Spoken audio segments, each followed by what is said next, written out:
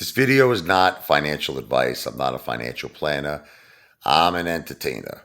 The one, the only, Apefather relaxing on the recliner. Wow! So I have a funny story about, I don't know if you know, Clem Caserta. He's the actor who played in the movie The Bronx Tale. He's been in everything, I think, this guy. All the mafia movies, but he was the Untouchables. He was Robert De Niro's son. Robert De Niro, of course, playing Al Capone. He's been in like every mafia movie. You name it, he's been in it. Clem Caserta. His famous character is from The Bronx Tale, Jimmy Whispers. So I was in the supermarket in Staten Island. This was many years ago, what, 10 years ago about? Yeah, Michael was like It's two. like, what would you say about, yeah, like 9 years ago. Yeah, Okay. Sophia was just a baby. Remember? So, yeah, Sophia was just a baby. Michael was about 2 or 3 or Three. something like that. And so we were in there in the supermarket, and I see Clem Caserta. And I'm telling my wife, I'm like, this guy looks very familiar to me. I think I couldn't like place it at first, but I'm like, that's Jimmy Whispers. That's Jimmy Whispers. I said from the Bronx Tale. So my wife thinks I'm like completely nuts. I don't even She, know what she's you're like, talking she's about. like, yeah, she's like, why would he be in a super? You know what I mean? It's like we're in a supermarket. And what supermarket was it? The ShopRite. Yeah, We're in the ShopRite, like Tottenville, Princess Bay. right, Princess Bay, right. So Tottenville, Staten Island. So long story short, I go up to him. I'm like, "You're Jimmy Whispers, right?" He goes, "Yeah, yeah." He's a nice guy, And it was like shakes my head, and he was very interested in my son, And like he was like, "You got a cute kid there, God bless." And he just kept talking to Michael, my son. And at first I didn't understand why. I was like a little freaked out. But I was like he like wasn't really talking to me. He was talking to my son for like 15 minutes straight. Like he literally did not have one word to say to me. Just like he's like, "Hey, buddy, how you doing? You having fun?" And I'm like freaked out. So then he starts telling me that he's heavily involved with children who are bullied, and he was telling me how he had a 501c not-for-profit company that he set up to help children that are bullied. And I told him, I said, "That's beautiful, man. That's like, God bless you for what you're doing.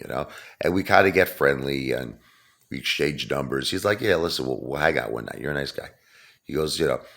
So I get a call one day, and it's him. It's Jimmy Whispers. He's like, he calls me up. He's like, "Yo, Rich, how you doing?" It's Clem. And I'm like, "This, listen, you could ask him if you think I'm lying to you. If someone, he's not really this is not like reaching Robert De Niro. You understand? He's like down to earth. He's a regular guy, just like me and you. Okay, he's probably very. You could find out on Facebook. You send him a message, most likely he'll respond back to you. He's very very down to earth. So whatever. One night we hang out. So he takes me to the Tribeca Grill, which is owned by Robert De Niro. So when we get there, it's like out of a scene from Donnie Brasco or Goodfellas. He says, "Listen to me. I'm gonna tell you something. It's on the house. You understand? Me and Bobby go way back. Me, he's referring to Robert De Niro, and he goes, "You don't pay for nothing. It's on the house."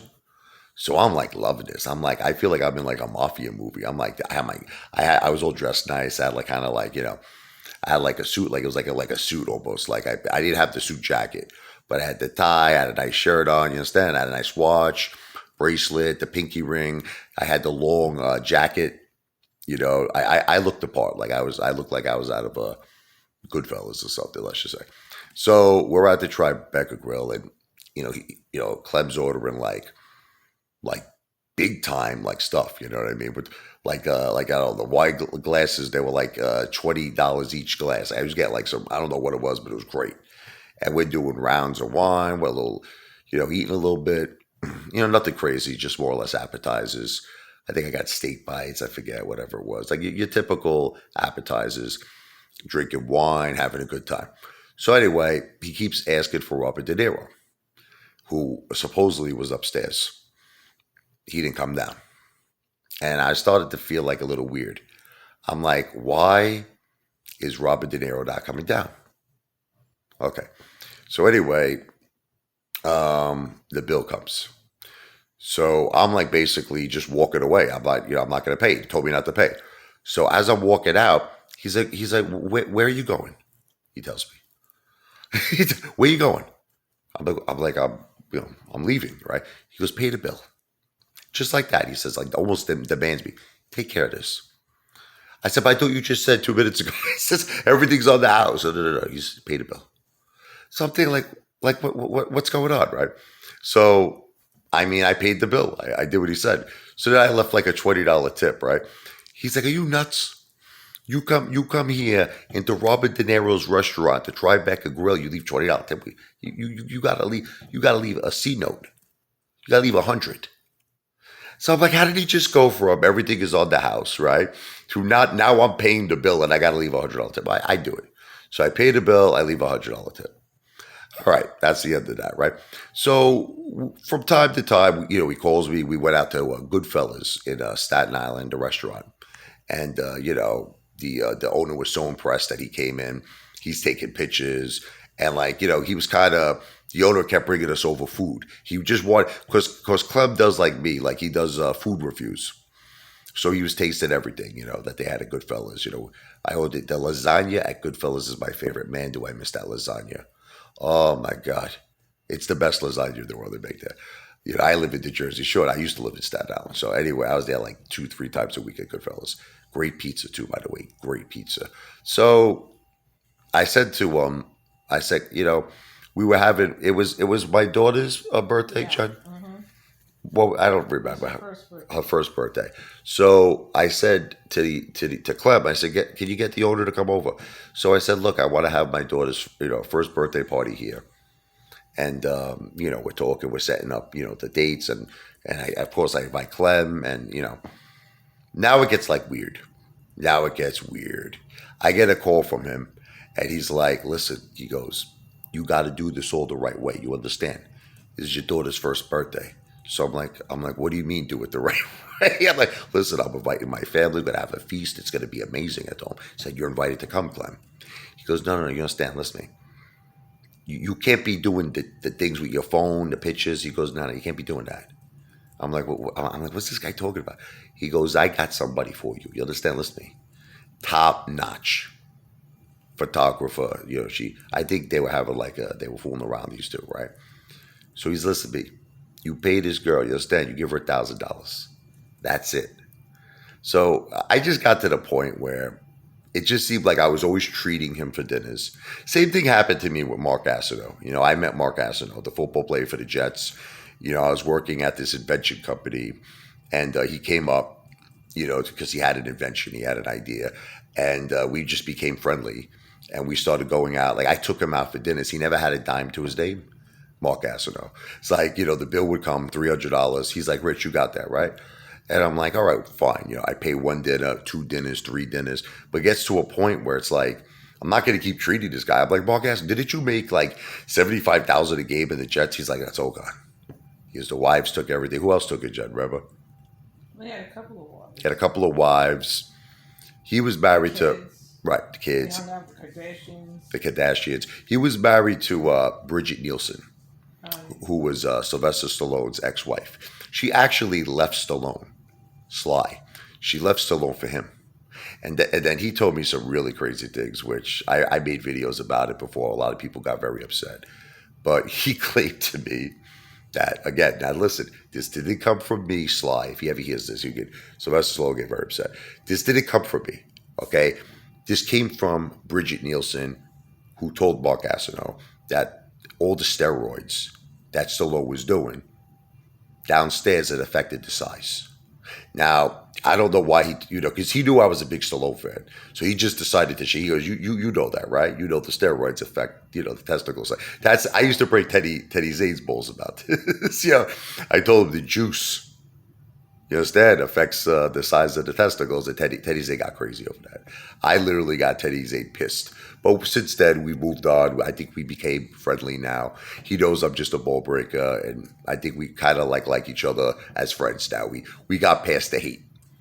So let's leave it like that, right? But anyway, I upset Teddy Zane a lot on that Stallone, comment that the steroids affected his ball size. The ball size, Sly's ball size. He actually made a whole video. If you look up Teddy Zane and then like put like Stallone, I got Teddy Zane really pissed, and he made this whole like video about it. But listen, this didn't come from me. This came from Bridget Nielsen. So anyway, here's the point of the story. It got to the point with this guy Clem that I just told him, I'm like, listen, man, I'm not doing this. I'm not giving your girlfriend $1,000, to come to your daughter's first birthday. So we ended up canceling it because I didn't even want to be bothered with this guy anymore. I was just like, this guy's using me for money. It's just got to that point. I'm always treating him. I'm like, well, what's happening here? And I started talking to a lot of people in Staten Island, and word got out that all these top actors, again, from just people who know them, you understand? Word got out because I have some people I know. The Apefather is a little connected guy. You understand? There's some people I know. Seriously, some of my friends that I grew up with, just let's say know certain people. That's it. Okay. I'm not, again, I have no reason to lie. That's it. Okay. So I spoke to a few people and who actually know like Chaz, and know Robin, De Niro, Bobby De Niro. Okay. And apparently they don't like Clem. They don't like him.